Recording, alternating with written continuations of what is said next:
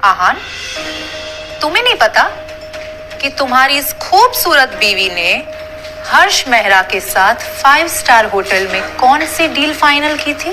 शनाया ने पैनिक करते हुए मन ही मन में कहा, ये लड़की अपना मुंह बंद क्यों नहीं रखती है? पता नहीं क्या नाम शनाब बके जा रही है। वैसे तो मैंने कुछ किया नहीं है, लेकिन अगर आहान को कोई गलतफहमी हो गई तो क्या होगा? पता नहीं ये शकुन अपनी घटिया हरकतों से कब बाज आएगी। बस कोई गड़बड़ ना हो जाए।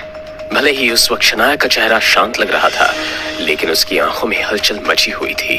तुम कहना क्या चाहती हो? थोड़ा साफ साफ कहो। अब शनाया नर्वस होने लगी थी। उसने आंखों में घबराहट के साथ आहान को देखा। आहान के इसी सवाल का तो शगुन को इंतजार था। आहान, जब तुम दिन भर मेहनत करके शनाया को खुश करने की कोशिश करते हो, तब तुम्हारी बीवी हर्ष मेहरा के साथ 5 स्टार होटल में मजे कर रही होती है। अब तुम अंदाजा तो लगा ही सकते हो कि दोनों के बीच क्या हुआ होगा। वो आहान की नजरों में हैरानी देखना चाहती थी, मगर आहान ने आगे जो कहा उसे सुनने के बाद वो खुद ही हैरान रह गई। तो so what? आहान, तुम्हारा दिमाग तो ठिकाने पे है? तुम जानते हो हर्ष मेहरा कौन है? हैंडसम है, रिच है, और तुम्हारी बीवी भी गुड लुकिंग है। तुम्हें क्या लगता है दोनों पूरी रात एक कमरे में थे और दोनों के बीच में कुछ भी नहीं हुआ होगा? तुम्हें लगता है कि पूरी रात दोनों ने सिर्फ एक फिल्म डिस्कस की होगी?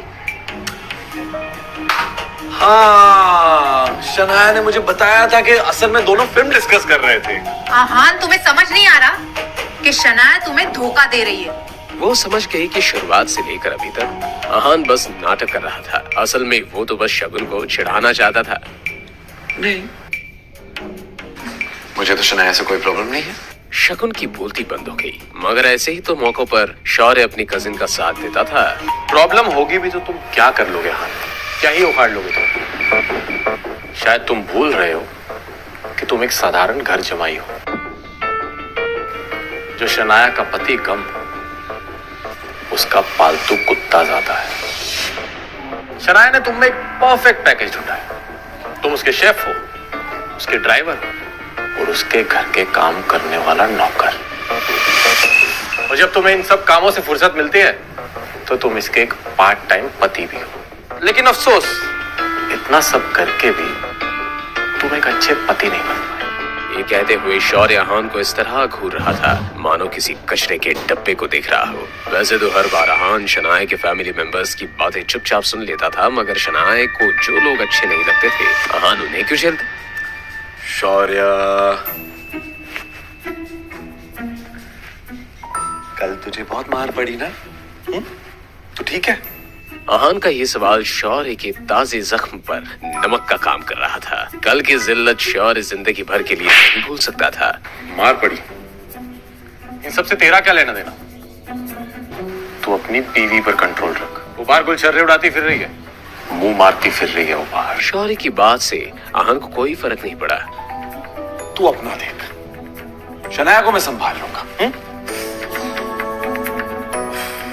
दर्द हो रहा है? अब तक तो मार खाने की आदत पड़ जानी चाहिए थी, नहीं? आहान के इस सवाल से शौर्य की बोलती ही बंद हो गई। शनाया का बाहर अफेयर चल रहा है, तुझे इस बात से बिल्कुल फर्क नहीं पड़ रहा? शनाया ने बचपन से लेकर अब तक आज पहली बार शौर्य को इतना हारा हुआ देखा था। क्या ये वही आहान था जो उसके सामने कुछ भी बोलने की हिम्मत नहीं रखता था? मेरी बीवी का अफेयर और पूरे शहर के सामने तेरा मार खाना, इस दोनों का क्या लेना देना है? तू बचपन से ही दिमाग से पैदल है या कल मार खाने के बाद हुआ है? अपनी ये बकवास बंद कर आहान। आहान ने अपना ये इंटरेस्टिंग अंदाज कभी मुझे क्यों नहीं दिखाया? अब तो कल रात जो हुआ मुझे उसका एम्बैरेसमेंट भी फील नहीं हो रहा। तुम क्यों हंस रही हो? कैरेक्टरलेस होकर भी इसके नखरे तो देखो। हमारे इस पूरे खानदान को तुम पे शर्म आती है। शनाया के खिलाफ मैं कुछ नहीं सुनूंगा आगे से। मेरी बीवी के खिलाफ एक शब्द नहीं। तुम होते कौन हो मुझे रोकने वाले? मैं उसका भाई हूं। मैं उसे डांट लगाऊं या मार, मेरा हक है उस पे। और गिल खानदान में किसी से भी उलझने की तुम्हारी औकात नहीं है।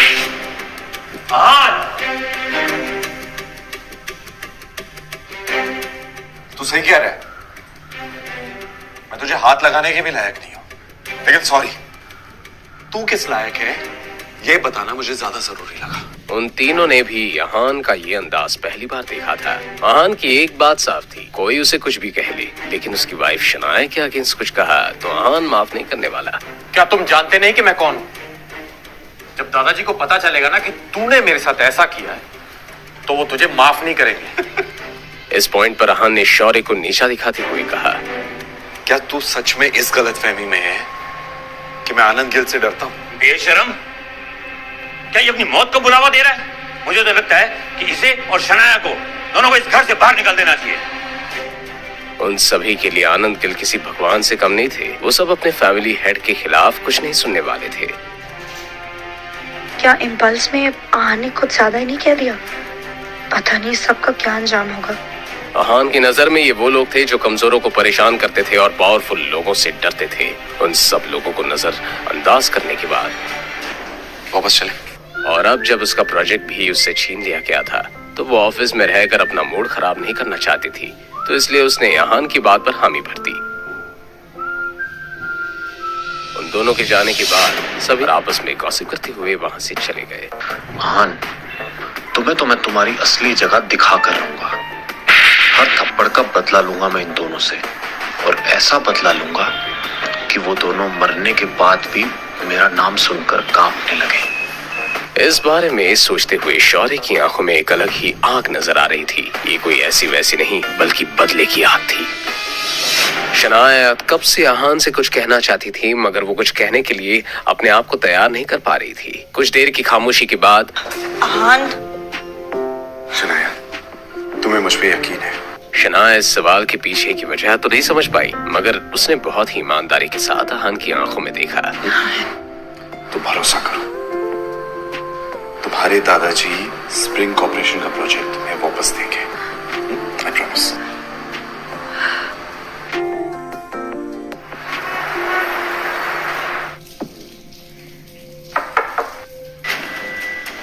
अरे गिल साहब, आप आज यहाँ कैसे आना हुआ?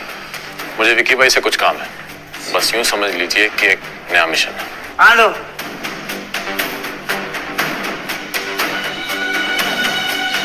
आहान, अब तुम्हारा काउंटडाउन शुरू। मेरी इंसल्ट का बदला अब मैं तुम्हारी प्यारी बीवी से लूंगा।